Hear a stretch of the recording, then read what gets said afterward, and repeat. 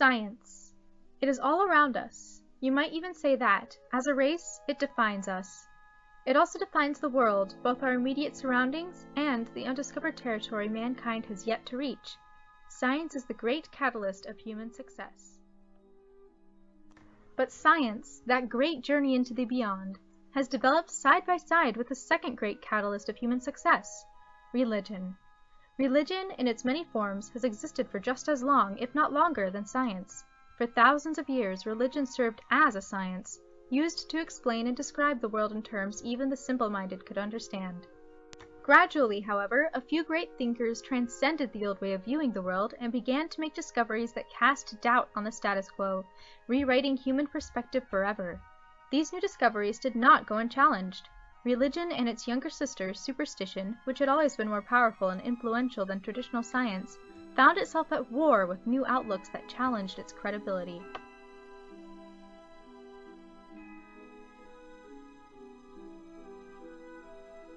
The story of the war between science and religion begins in 16th century Europe, where a shift in world perception was beginning to take place. Nature was seen as an organized structure, described in terms of a well-functioning mechanism or clockwork. Contrary to past belief, God was depicted as a sort of divine watchmaker, who put all the pieces together and then stepped back to let nature unfold on its own, never interfering. According to these ideas, nature was governed by a set of mathematical laws that never varied and could be discovered by the application of empirical methods and experimentation. Man was placed on the earth to learn about it and use it rationally to their advantage, and knowledge was gained for its own sake, not for any sort of divine takeaway. One specific aspect of the old world perception that was challenged was the geocentric Ptolemaic system.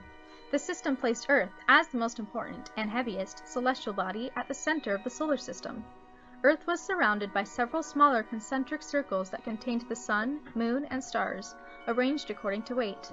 This system presented several problems, one of the largest being that some of the planets appeared to be moving backwards in their orbits, contradicting the circular design of the system.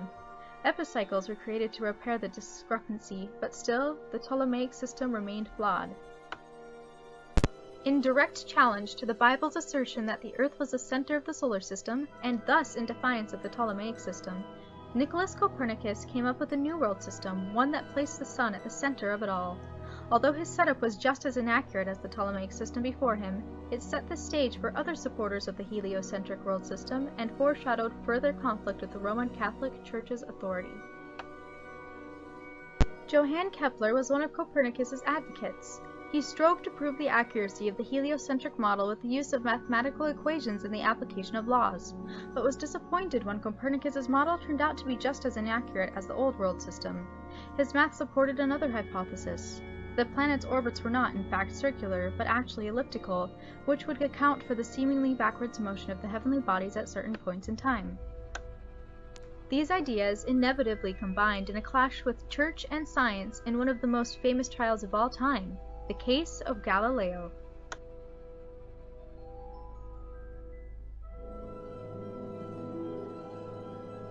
The Council of Trent in the mid-16th century decided on the Roman Catholic Church's ultimate authority on the interpretation of Scripture, and that this interpretation was to be literal.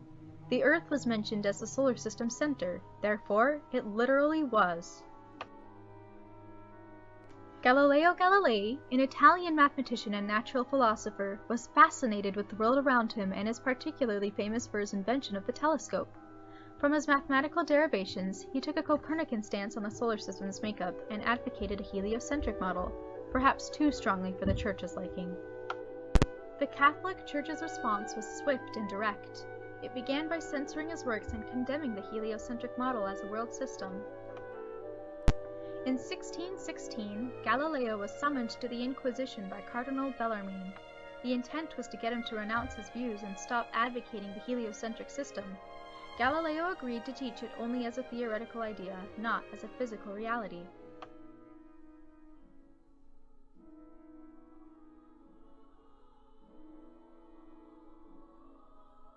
However, in 1633, Galileo's adherence to the mandate was called to question after the publication of Dialogue on the Two Chief World Systems and other works that clearly favored a sun-censored solar system, despite the agreement made with the Church previously.